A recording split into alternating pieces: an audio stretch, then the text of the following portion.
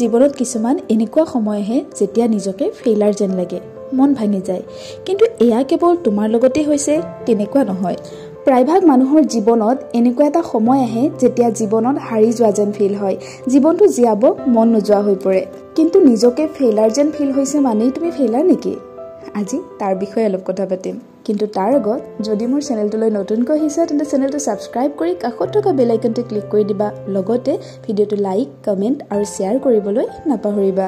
আমি কেতিয়া নিজক ফেইলাৰ যেন ফিল কৰোঁ? যেতিয়া খুব আশা কৰি আৰম্ভ কৰা কাম এটা নিজৰ 100% দিয়াৰ পিছতো ছাকচেছ হ'ব নোৱাৰোঁ, অথবা নিজতকৈ কম কেপেবল বুলি জনা এজনে আমি নিজে বিচৰা জবটো লৈছে বা আমি নিজে বিচৰা সকলো পজিশ্যন পাইছে, কিন্তু ক'ৰবাত সকলো চেষ্টা কৰাৰ পিছতো আমি একো নহয় ক'ৰবাত থমকি ৰ'বলগীয়া হৈছে। যদি তোমাৰ লগতো তেনেকুৱা হৈ আছে তেন্তে কেইটামান কুৱেশ্যন নিজক কৰা। তাৰ আগত এটা কথা কওঁ, ভিডিঅ'টো শেষলৈ চাবা, নহ'লে হয়তো আধা শুনিলে মিছ ইনফৰমেশ্যনহে শুনা যাব আৰু শুনিবলগীয়া কথাখিনি ৰৈ যাব। প্ৰথম কুৱেশ্যনটো নিজক সোধা, তুমি সঁচাকৈয়ে তোমাৰ সপোনটো সঁচা কৰিবলৈ 100% এফৰ্ট দিছানে? নে তোমাৰ কেপাচিটি অনুসৰি তুমি যিমান কষ্ট কৰিব পৰা ইমান কষ্ট তুমি কৰা নাই? কাৰণ আমাৰ কেতিয়াবা ভবা যায় আমি আমাৰ ফুল এফৰ্ট দি চেষ্টা কৰিছোঁ, কিন্তু আচলতে এইখিনি ভাবতে ৰৈ যায় আৰু অপৰচুনিটি হাতৰ পৰাই গুচি যায়। সেয়েহে কেতিয়াবা আমি নিজক অলপ সময় দি সুধিব লাগে, সঁচাকৈ মই মোৰ ফুল এফৰ্ট দিছোঁ জানো? সেয়েহে তুমিও 24 ঘণ্টাৰ কিমান সময় তুমি তোমাৰ সপোনটো সঁচা কৰিবলৈ দিছা অলপ মন দিবা। নেক্সট কুৱেশ্যনটো নিজক সুধিবা, এনেকুৱা আনতকৈ তুমি কি কমকৈ কৰিছা যাৰ বাবে তুমি ভবামতে ৰিজাল্ট কৰিব পৰা নাই? কি কি কৰিছা ভবাতকৈ কি কৰা নাই ভাবিলে কেতিয়াবা এনচাৰ নিজে ওলাই পৰে। আৰু এই দুটা এনচাৰ যদি ঠিকেই আহে, অৰ্থাৎ তুমি তোমাৰ ফুল এফৰ্টো দিছা আৰু তুমি কৰিবলগীয়া সকলোখিনি কৰিছা আৰু তাৰ পিছতো তুমি ছাকচেছ হ'ব পৰা নাই, তেতিয়াহ'লে নিজকে জুকিয়াই চোৱাৰ সময় হৈছে।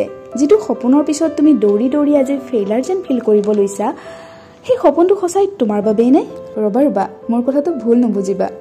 এটা কথা ভাবা, আজি যদি আমি সিংহ এটাক টুকুৰা চৰাইৰ দৰে বাঁহ এটা সাজিব দিওঁ, সেইটো জানো সিংহটোৱে কৰিব পাৰিব? যদিও বা সিংহ বিৰাট শক্তিশালী, অথবা টুকুৰা চৰাই জানো চিকাৰ কৰিব পাৰিব? নোৱাৰে ন? ঠিক তেনেকুৱাই কেতিয়াবা আমাৰ ক্ষেত্ৰতো হয়। আনক চাই বা মা দেউতাৰ সপোনটো নিজৰ কৰি লৈ নিজে কিহৰ বাবে চুইটেবল সেইটো নুবুজাকৈ যদি সপোনৰ পিছত দৌৰিছা বা নিজৰ এইম ভুলকৈ চুজ কৰিছা, তেতিয়াও কিন্তু 100% এফৰ্ট দিয়াৰ পিছতো ক'ৰবাত থমকি ৰ'বলগীয়া হয়। গতিকে নেক্সট কুৱেশ্যনটো নিজক সোধা, তোমাৰ আচলতে কোনটো ফিল্ডত টেলেণ্ট আছে বা তুমি কি বিচৰা? মা দেউতাই কি বিচাৰিছে বা ছ'চাইটিয়ে তোমাৰ পৰা কি বিচাৰে সেয়া নহয়, এই ক্ষেত্ৰত সদায় নিজৰ মনটোক প্ৰাধান্য দিবা। আৰু এতিয়া খুব ইম্পৰ্টেণ্ট কথাটো শুনা, তুমি জীৱনত বহুতবাৰ ফেইলাৰ হ'ব পাৰা, কিন্তু তুমি তেতিয়ালৈ প্ৰকৃত অৰ্থত ফেইলাৰ নোহোৱা যেতিয়ালৈ তুমি নিজে একচেপ্ট কৰি লৈ বহি নোযোৱা। গতিকে তুমি যদি তোমাৰ 100% এফৰ্ট দি তোমাৰ সপোন সঁচা কৰিবলৈ ট্ৰাই কৰি আছা আৰু কৰিবলগীয়া গোটেইখিনিয়ে কৰি আছা আৰু তুমি নিজৰ ইণ্টাৰেষ্ট মতে নিজৰ সপোনটো চুজ কৰিছা, তেন্তে তুমি মাথো হাৰ মানি নল'বা। এই ক্ষেত্ৰত ফেইলাৰ যদি হৈছাও, আকৌ নতুন উদ্যমেৰে আকৌ আৰম্ভ কৰা। তোমাক সফল হোৱাৰ পৰা কোনেও ৰখাব নোৱাৰে। তুমি মাথো মনটো ভাঙি যাব নিদিবা। তুমি ফেইলাৰ নহয়, তুমি এগৰাকী যোদ্ধা, এদিন জয় নিশ্চিত।